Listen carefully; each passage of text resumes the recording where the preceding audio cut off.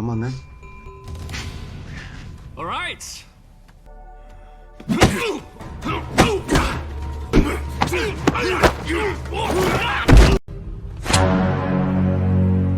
Hai para Sundaners, kumaha kabarna damang sadayana. Dengan saya si Otong kembali lagi di channel Ningali Film. Pada episode kali ini kita akan mengulas alur cerita film The Debt Collector tahun 2018.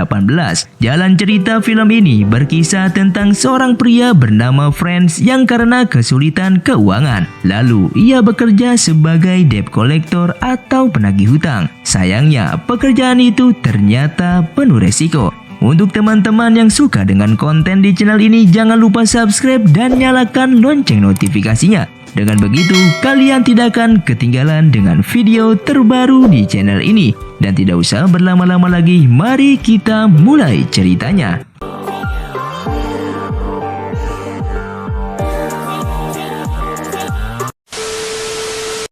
Film ini bermula dengan 3 orang debt collector mendatangi seseorang pria bernama Franz di tempat latihan karatenya. You know French. Mereka memaksa agar Franz meminjam uang kepada mereka. Matter of time, French. Namun Franz menolaknya. Franz marah karena mereka tidak menghargai tempat karatenya dengan masuk menggunakan sepatu. Kemudian Franz mengajaknya bertarung. Jika ia menang, mereka bertiga harus keluar. Dan jika ia kalah, Franz akan pindah dari tempat itu. Come on then. All right.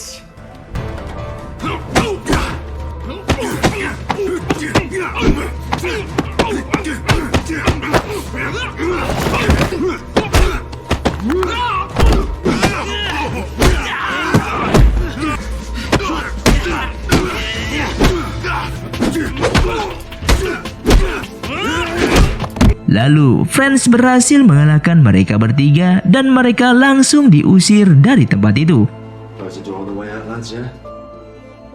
Setelah itu, Franz meminta bantuan kepada Alex agar memberitahu temannya supaya dia bisa mendapatkan kerjaan di sana. Alex mengatakan kalau pekerjaan ini bukan untuk Franz. Namun Franz terus meyakinkan Alex kalau pekerjaan ini akan cocok untuknya. Hasilnya, Alex memberikan alamat Tommy kepada Franz karena sebenarnya operasi ini milik Tommy. Kemudian malam harinya Franz kembali ke rumah sewanya. Saat ia sampai di rumah, pemilik rumah itu mengetahui kalau Franz kembali melalui tangga darurat. Dan ia menginginkan tagihan uang sewanya. Dan Franz meminta waktu 1 minggu untuk melunasinya. Dan keesokan harinya, Franz mendatangi Tommy dan mendapatkan wejangan darinya tentang bagaimana bersikap sebagai seorang debt collector. Setelah selesai diskusi, Franz memakai jas agar terlihat profesional dan pergi menemui Seo untuk mendapatkan tugas pertamanya. Seo adalah orang terbaik yang dimiliki oleh Tommy. Franz dan Seo bertemu di sebuah mobil. Mereka berkenalan dan langsung berangkat untuk menagih hutang. Di tengah perjalanan, mereka mampir karena Seo ingin membeli kopi.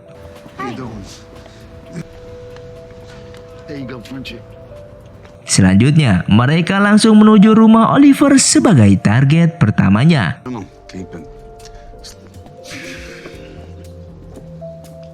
Setelah sampai, Franz mengetuk rumah Oliver. Namun Oliver menyadari kalau yang berada di luar adalah Seo. Kemudian Oliver menyuruh pacarnya untuk mengatakan jika Oliver tidak berada di rumah itu. Seo yang mengetahui kalau Oliver berada di dalam, ia langsung mendobrak pintu tersebut dan masuk ke dalam. Namun Oliver dan temannya kabur melewati pintu belakang.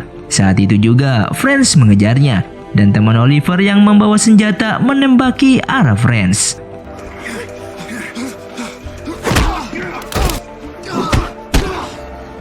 Franz kembali mengejar Oliver dan memukulinya di dalam mobil.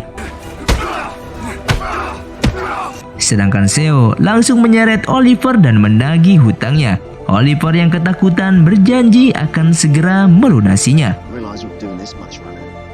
Maybe we should. Selesai dengan Oliver, mereka menuju target berikutnya. So we're supposed to be debt collectors, yeah? We didn't collect any. Kemudian mereka mendatangi seseorang yang bernama Harvey. Namun masalahnya, Harvey selalu menyewa seseorang bodyguard yang pastinya akan dipertarungkan. Here we go. Setelah mereka memasuki tempat Harvey, di sana memang ada bodyguard bertubuh gelap. Karena musuhnya terlalu besar, Seo langsung menyuruh Franz untuk menghadapinya.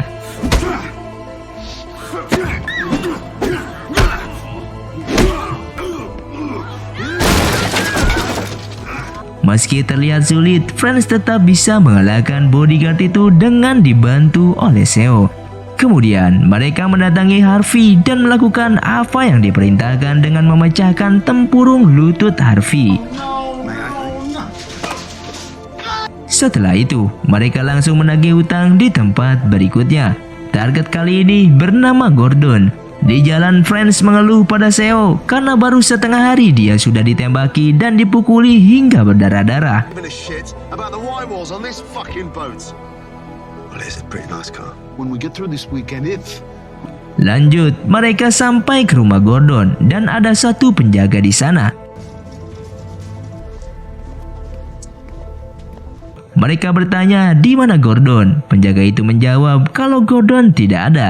Saat itu Franz langsung menghajarnya, sedangkan Seo memasuki rumah untuk mencari Gordon. Kemudian Seo menemukan Gordon sedang duduk di taman bersama wanitanya.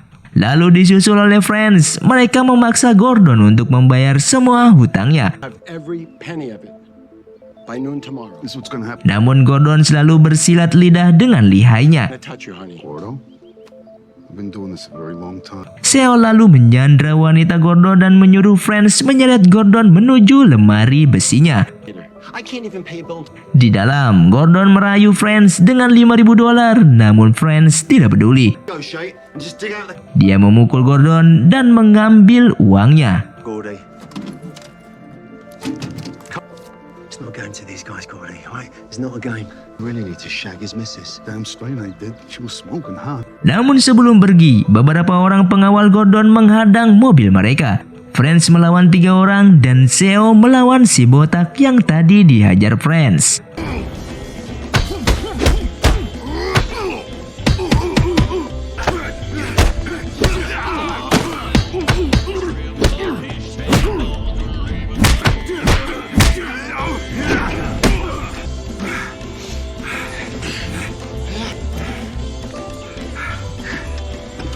Lanjut, mereka pergi membeli makanan dan berbincang sebentar. Is it like this every time you go out?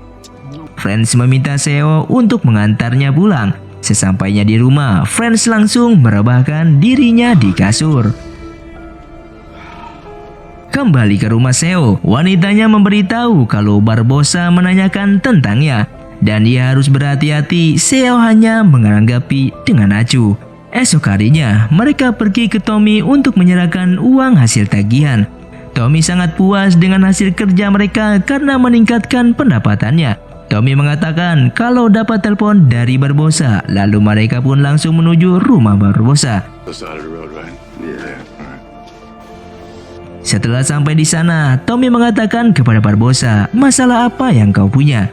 Kemudian Barbosa menjawab kalau ia mempunyai musuh Irlandia yang telah mempermainkannya di cabang perusahaannya. Musuh ini menggelapkan uangnya. Kemudian Tommy menanyakan siapa yang akan mereka hadapi. Lalu Barbosa menjawab kalau ia hanya satu orang musuh yang berhati lembut. You cannot steal. Lanjut, Tommy meminta bayaran mereka di awal sebanyak $1.000. Sisanya akan diserahkan setelah pekerjaan selesai. Barbosa membayar mereka dan memberikan nama dan alamat terakhir di target bekerja. Setelah itu, Franz dan Seo langsung pergi ke tempat di mana Connor terakhir bekerja. For this Connor kid, I learned a long time ago Frenchie treat. Saat sampai di sana, mereka masuk lewat pintu belakang. Mereka lalu bertemu pemilik bar, namun pemilik bar itu mengusir mereka. I'm busy, okay? So do me. Tanpa banyak bacot, Seo langsung menghajarnya. Pemilik bar memanggil anak buahnya yang kemudian bertarung dengan Franz. You're fucking okay. Sedangkan Seo bertanya di mana keberadaan Connor kepada si pemilik bar. Pemilik bar mengatakan kepada Seo di mana alamat teman Connor, itu pun setelah mendapatkan siksaan. Sedangkan Franz berhasil memukuli pengawal bar tersebut sampai babak belur. Kemudian mereka pergi ke tempat teman Connor bernama Tim.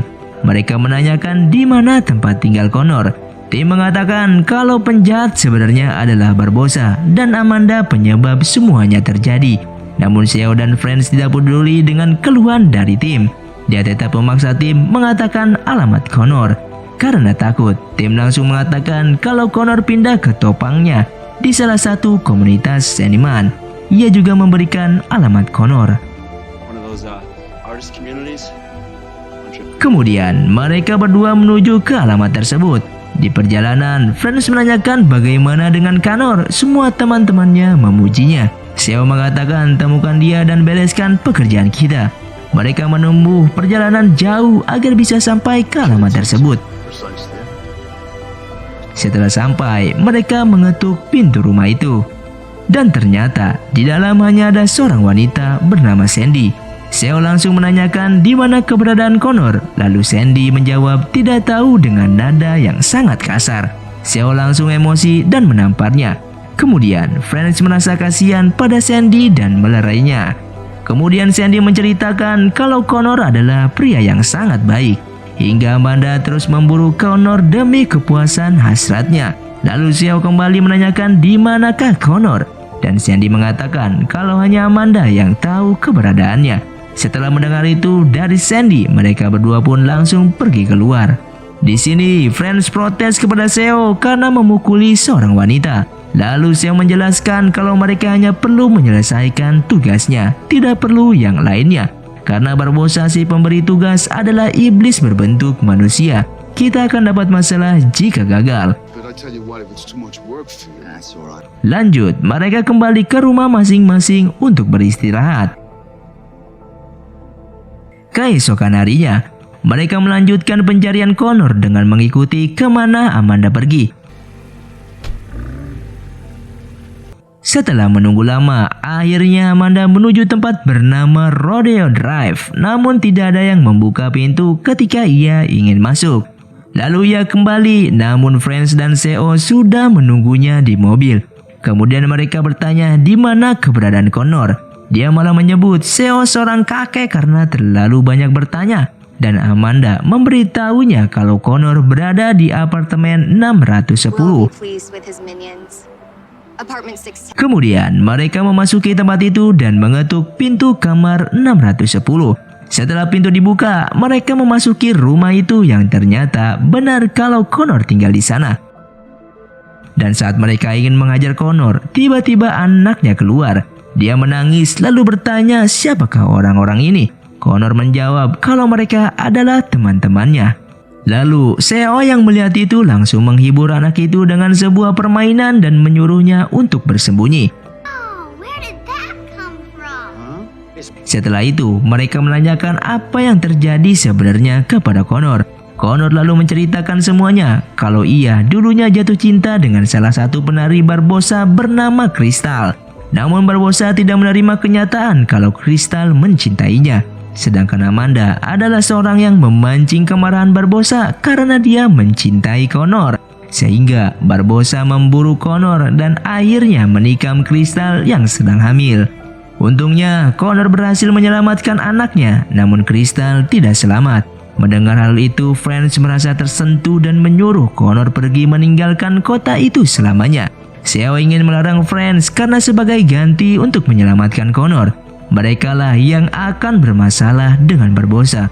Dengan pertimbangan anak Connor, Seo akhirnya membiarkan sisi baiknya bekerja dan membiarkan Connor pergi.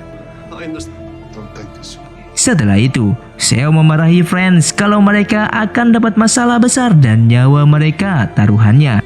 Dan benar saja, sebelum sempat mereka pergi dari sana, Franz dan Seo bertemu Amanda. Amanda mengatakan kalau Barbosa sudah berada di tempat itu. Mengetahui hal itu, mereka bergegas kembali ke atas. Namun mereka terlambat, Barbosa dan anak buahnya sudah berada di sana. Franz dan Seo langsung melumpuhkan anak buah Barbosa dan merebut senjata mereka. Kemudian mereka ingin membunuh Barbossa, namun di sana ada Alex yang ternyata mengikuti Barbossa.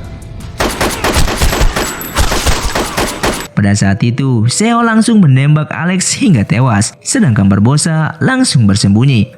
Lanjut, French dan Seo memasuki apartemen Connor dan menyuruh Connor untuk kabur dari sana. Sedangkan mereka akan menghadang Barbossa dan anak buahnya. Di sana mereka bertempur melawan anak buah Barbossa. Kemudian datang lagi 3 anak buah Barbossa yang langsung menembak Seo. French berhasil membunuh semua anak buah Barbossa, tapi ia juga tertembak. Sesaat kemudian, Tommy datang beserta anak buahnya. Ia melihat kalau Seo sudah tergeletak di sana. Melihat itu, Tommy langsung membunuh Barbossa. Kembali ke Connor, ia berhasil kabur dari sana bersama putrinya dan memulai hidup barunya. Sedangkan Seo, meskipun terluka parah, ia berhasil diselamatkan. Untuk French yang hanya tertembak 1 peluru, ia juga selamat. Bagaimana kawan? Inilah dub karakter paling barbar yang pernah ada. Bagi kalian yang menyukai film ini, tetap stay di channel ini karena film ini ada sequelnya. Nantikan bagaimana aksi Scott Adkins penagih utang di bagian yang kedua. Jadi kawan, seganas-ganasnya manusia, mereka selalu memiliki sisi baik pada dirinya. Bahkan binatang masih memiliki sisi baiknya. Jadi kalau manusia yang sudah kehilangan sisi baiknya, maka mereka lebih buruk dari binatang. Itulah iblis yang sesungguhnya. Terima kasih untuk kalian yang sudah menonton video ini sampai habis. Buat kalian yang mau request film selanjutnya, silakan komentar di bawah ini. Sampai jumpa di video selanjutnya. Saya pamit urang dari Ningali Film. Si Otong undur diri dan salam Sundaners.